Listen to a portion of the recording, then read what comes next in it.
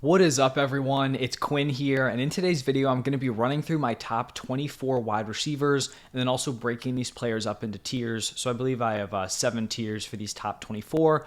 As always, I want to hear your guys' thoughts down below in the comment section. So let me know if you think a player is too high or too low. I haven't made a ton of changes from my top 12, which is the last set of rankings that I did, but this is my first time kind of going through, the wide receiver twos.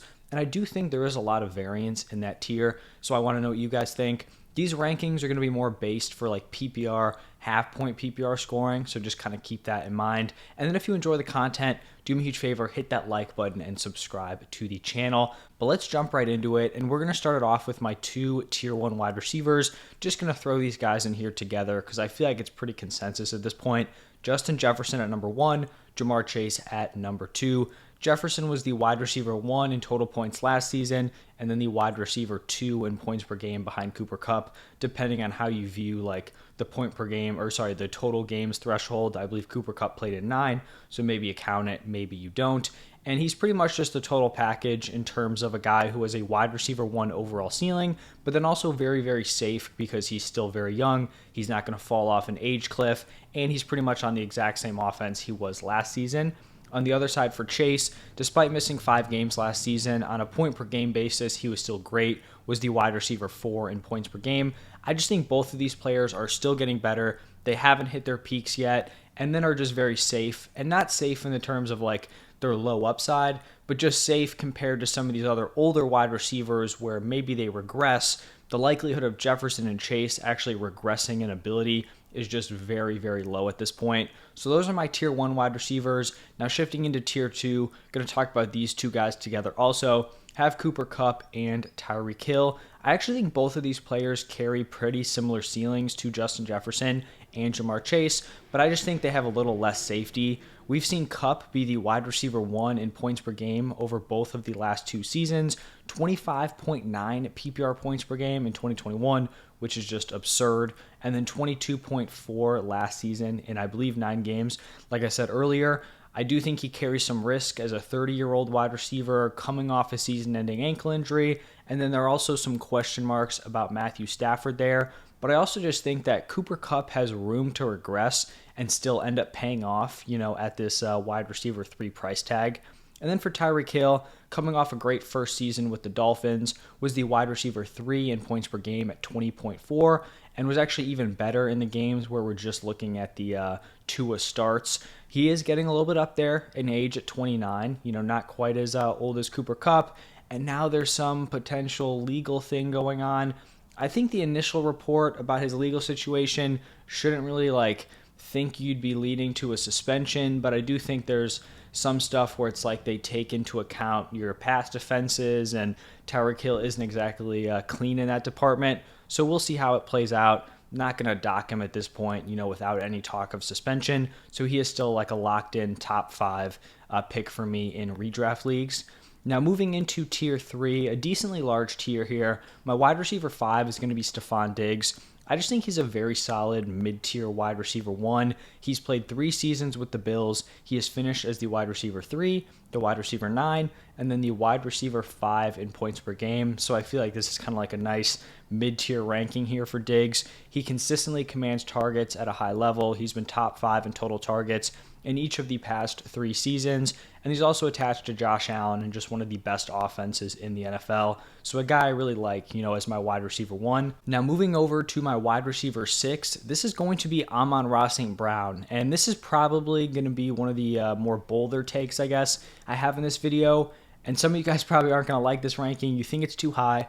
But just hear me out here with Amon-Ra at number 6. In 2022, Amon-Ra was the wide receiver 10 in points per game. However, I think we need to dive a little bit deeper because I do think that point per game number is a little bit flawed because he left early in week 3 with an ankle injury. Then he re-aggravated in week 5, so didn't play a full game there. And then he also left week 7 with a concussion. So there are sometimes players just deal with unfortunate injury luck, and they're not only like missing games, because he really didn't miss that many games, but they're leaving early, and that's really what can screw up your point per game number, right? Because points per game, you're kind of getting around players missing for injuries, because it's not like you just get a 0 in your lineup, but it's not really accounting for guys who could be leaving early. Obviously, typically that's not a situation we have to deal with a ton, but for Amon-Ra we did. So if we remove those 3 games where he left early with injury, Amon-Ra averaged 19 PPR points per game. He would have been the wide receiver 7, and then right behind like Devontae Adams and Stephon Diggs.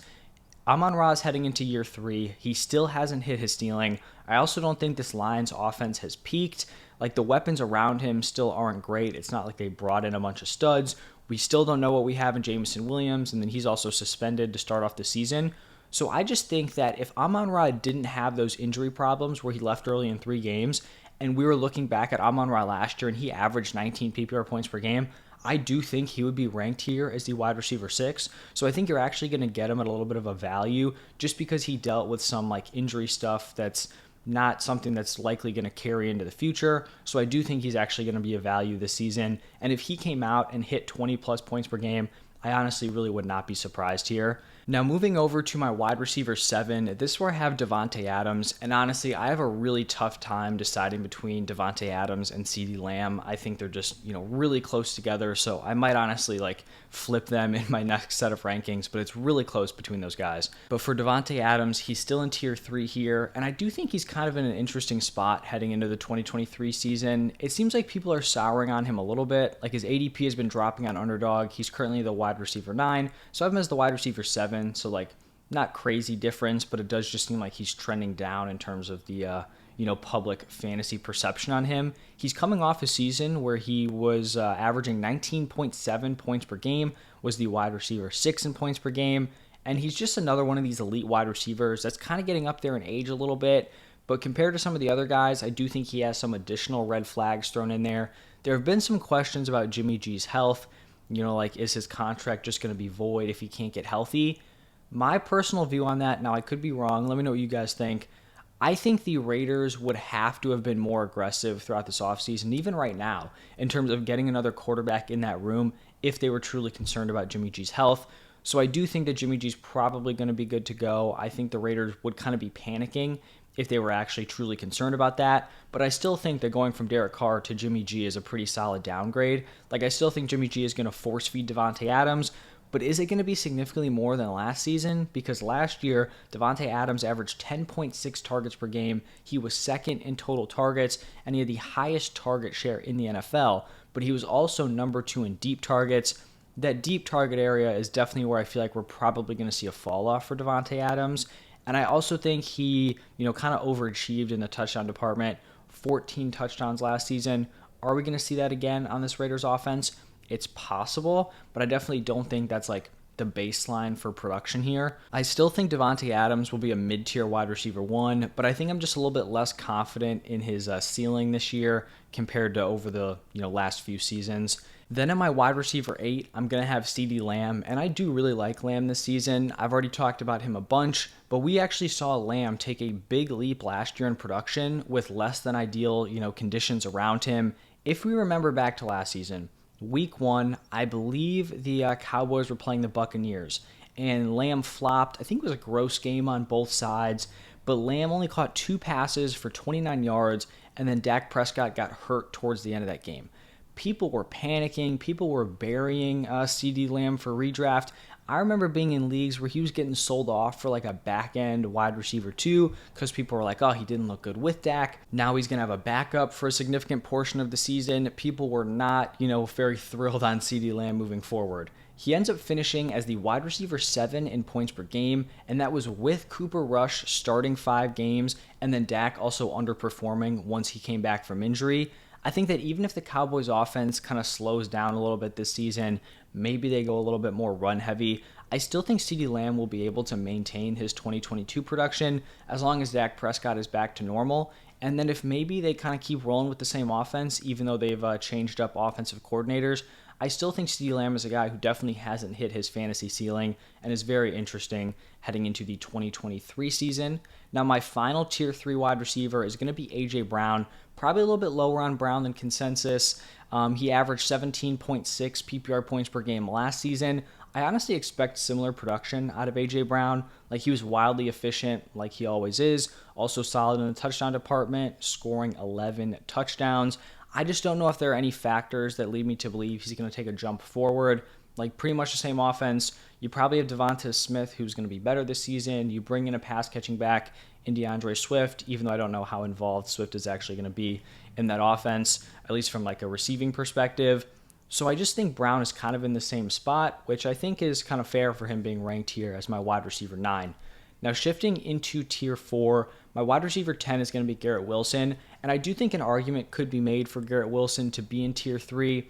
I guess I'm just going to play it a little safe here and go with tier 4. We saw Wilson put together a very, very solid rookie season, especially when you consider the circumstances, the quarterback play, all of that. He is getting a massive quarterback upgrade with Aaron Rodgers coming in, and I fully expect Garrett Wilson to take a massive leap. I just can't go out here and start ranking him over proven wide receivers like Devontae Adams, A.J. Brown, the guys ahead, Amon-Ra, CeeDee Lamb. If I can draft him at wide receiver 10, I'm all in. I do think he's going earlier than that on Underdog. I think he may have even snuck into the first round, which I can't really get on board with.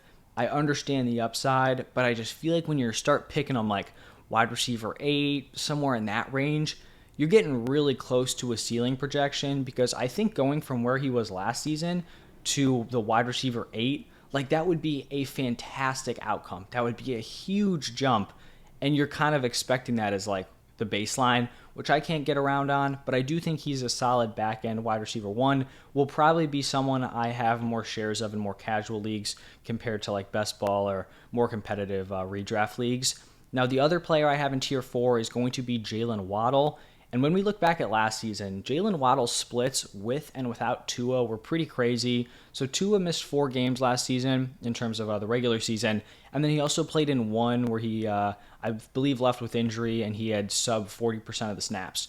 So if we take those 5 games, Waddle averaged 9.3 points per game without Tua. In the games with Tua, Waddle averaged 17.7. So there are some other notable kind of wide receiver 2s on their team that are coming up in these rankings, but I do think Waddle is in kind of the best position of them all. Even with the current split with him and Tyreek Hill, I still think in a boom season, Jalen Waddle can deliver mid-tier wide receiver 1 production. And I also think there's a possibility that maybe like the gap starts to bridge just a little bit, right? Like last year we had Tyreek Hill, Jalen Waddle. They get a little bit closer. I do think that's possible, which would also give Jalen Waddle some more upside this season. So as a back-end wide receiver 1, I like him here. Now shifting into tier 5, my wide receiver 12 is going to be Chris Olave. And I feel like Chris Olave's upside is being a little bit overshadowed by Garrett Wilson.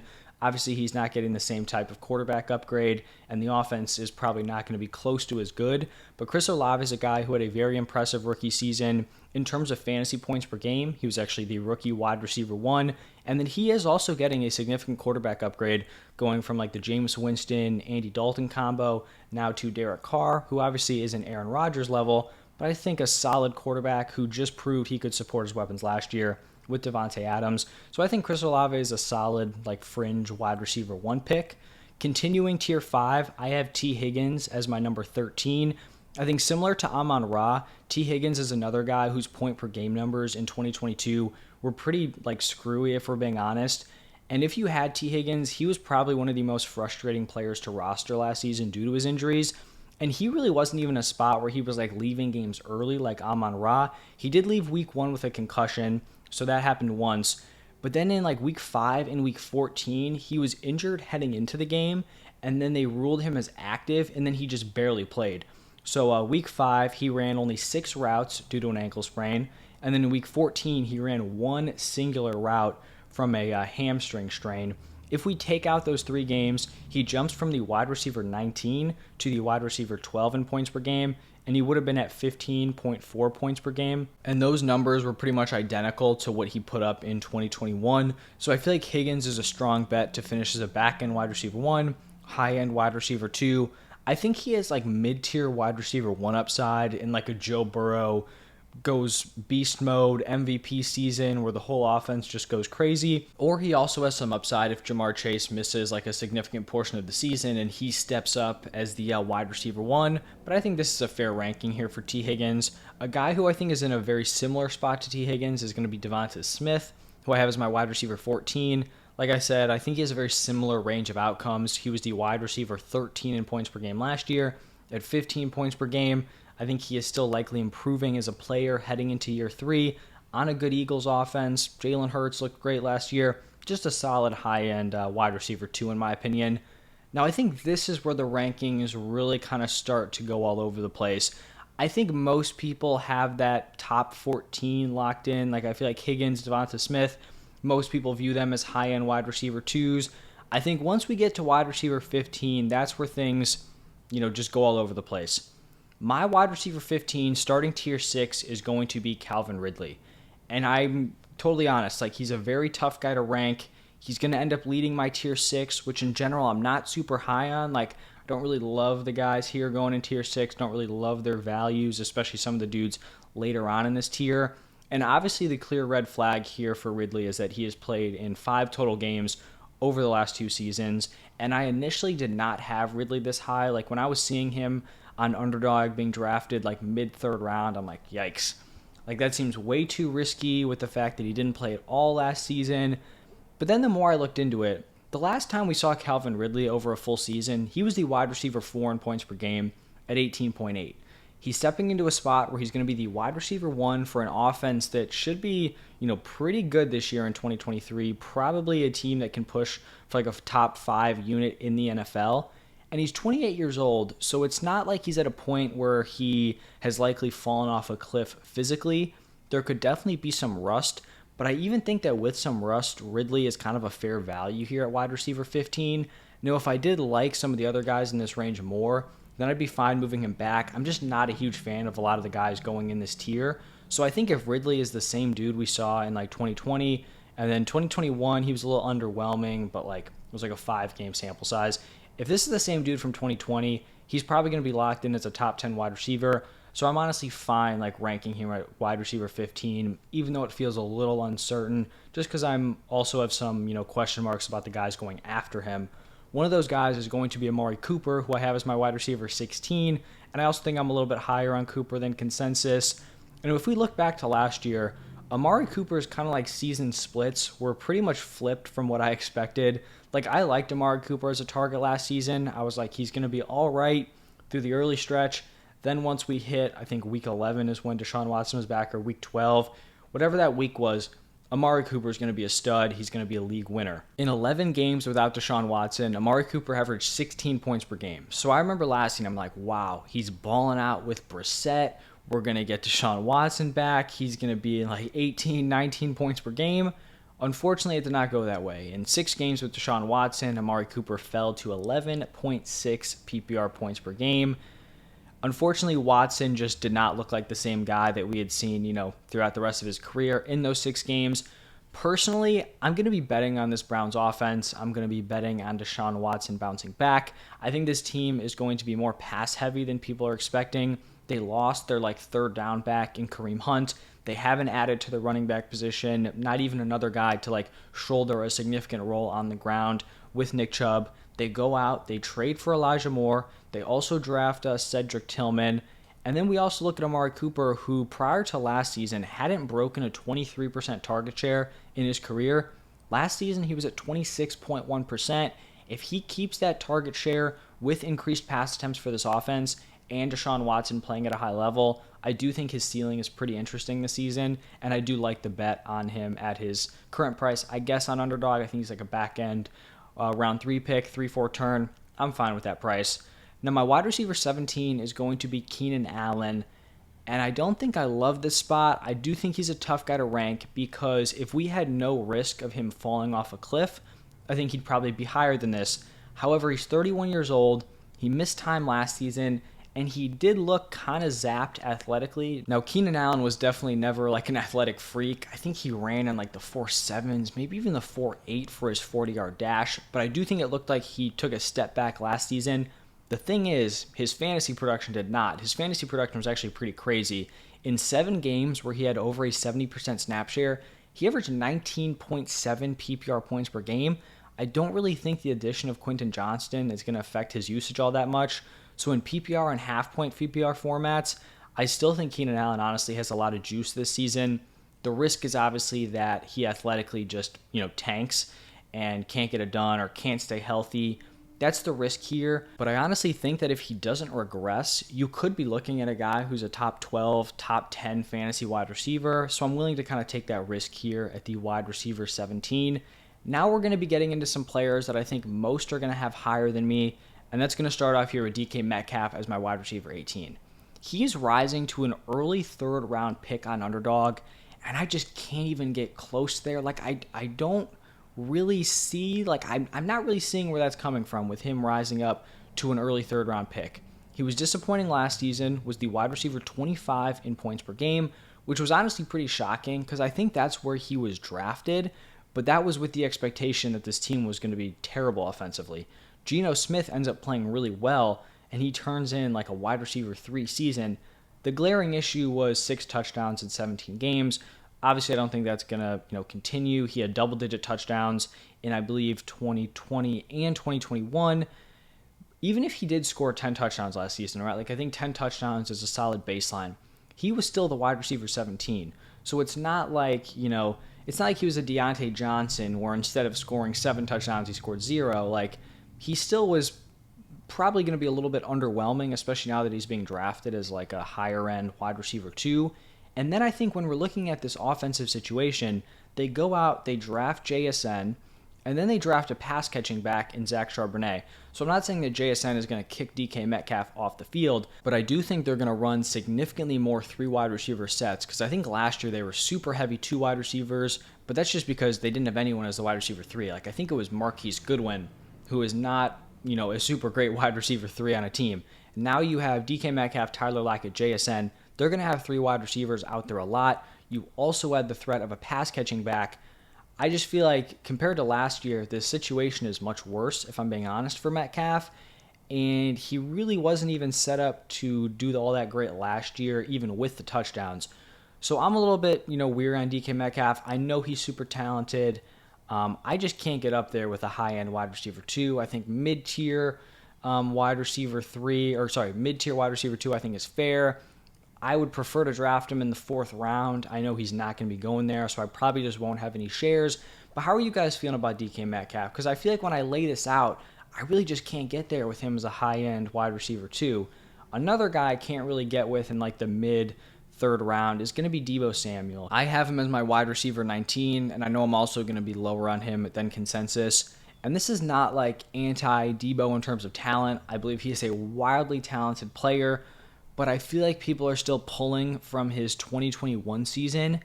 And I feel like when we look back at that 2021 season, it was just a perfect storm for him to go crazy. And I don't even feel like that type of ceiling is in the range of outcomes, barring significant injuries to this 49ers offense. In 2021, Deebo was the wide receiver 3 in points per game. And if we remember, early on in that season, he was used pretty much primarily as a wide receiver. People remember him that year for the hybrid wide receiver running back. Early on that year, he was just a wide receiver, maybe a few carries here and there, but it was not the role he had in the second half. That was when Brandon Ayuk was in the doghouse, and the dude wasn't even on the field. So Deebo was operating as the clear alpha wide receiver in an offense that, aside from George Kittle, really didn't have any offensive threats. Then once Ayuk started to kind of figure it out, they started using Deebo Samuel as the wide receiver running back hybrid, and then he obviously balls out in that role. In 2022, prior to the Christian McCaffrey trade, Deebo was kind of underwhelming already at that point, averaging 15.2 points per game. Then we look at his numbers after the CMC trade. He averaged 11 points per game in 7 games. Brandon Ayuk was at 12.6 over that same stretch. So Brandon Ayuk was actually outproducing Deebo Samuel with Christian McCaffrey on the field. I think when you have both Christian McCaffrey and Elijah Mitchell healthy, Deebo's work on the ground is going to be limited to non-existent.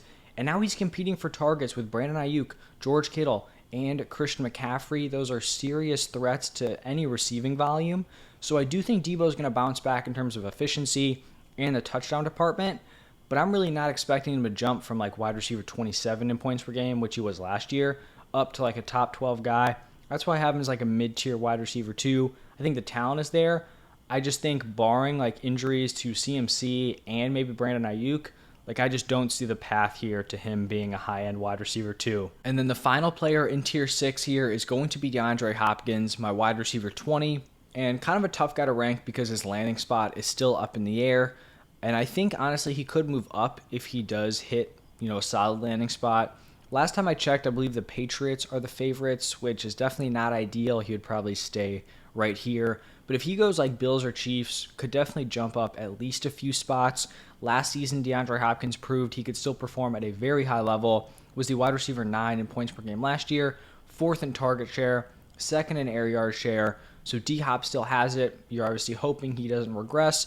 But I think, you're getting a mid to back end wide receiver 2. Very fair price tag there. Now shifting into my tier 7 wide receivers, I think there's a lot of variance in this tier, so I want to know what you guys think. There are some guys I left off that probably could be thrown in here and could be as high as like wide receiver 21 in my opinion. So I'm going to start it off with Christian Watson. And I understand that this is kind of a swing here. I feel like the range of outcomes for Christian Watson is very, very wide. If you told me he kind of, fizzled out and was, not even super relevant week to week, I wouldn't be shocked. If you told me he somehow was beasting this season and got into the top 12, I also wouldn't be like overly surprised. When we look back to last year, he was pretty much a non-factor through the first like 9 weeks of the season. From week 10 on, the dude was a stud. 17.2 points per game in his last 8 games. It was like an Amon-Ra-esque end to his rookie season. Not quite as crazy as Amon-Ra, but still very impressive out of Christian Watson. He was a guy where I wish you could be getting him later than I think he's like wide receiver 20 on Underdog. That's where he's at right now. So I think it's fair. You're definitely taking a swing. If you wanted to go safer, I definitely understand it, but he's going to be my number 21. Now, my wide receiver 22 is going to be Jerry Jeudy, and he's a guy I've been lower on than consensus over the last few seasons, but I definitely have to give him some props for last year because I believe he was being drafted somewhere in this range. It's like a mid to back end wide receiver 2 last year, but that was with the expectation that this Broncos offense was going to be really good.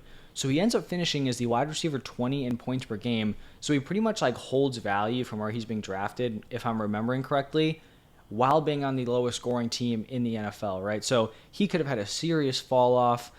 He didn't. He held the value. And I have to imagine that with Sean Payton coming in, this team is going to be better. I don't know what the ceiling is going to look like for Jerry Jeudy this season. I feel like the Broncos are probably not going to be putting a ton of pressure on Russ to like win them games. But I still think Judy's going to be like a solid back-end wide receiver 2. My wide receiver 23 is going to be Mike Williams. On the season last year, Mike Williams was the wide receiver 21 in points per game. If you remove his 3 games with under a 50% target share, he'd be at 16.4 PPR points per game. I think we'll have to wait and see how the addition of Quentin Johnston affects Mike Williams. I would imagine not a ton. Like I still feel like Mike Williams is going to be out there a lot. I'm pretty much going to be interested in all of these Chargers weapons. I'm high on Keenan Allen, interested in Mike Williams. I think Quentin Johnston is worth a flyer later on in drafts. Obviously, Herbert, I think, is a good value. And then Eckler, if you're getting him late first, I think is also fair. And then to wrap up my top 24, this was a spot where I considered a few different guys. I ended up going with Drake London here. And I was originally very out on Drake London heading into the season, but I am coming around a little bit. And long term, like I'm very high on Drake London. This is not anti-Drake London as to why I was out on him a little bit earlier. I just have concerns about this specific season because obviously this is not an ideal offensive situation. The Falcons had the second fewest pass attempts per game last year. I believe only the Bears were lower. And the Bears go out and make significant upgrades at wide receiver and to the offensive line.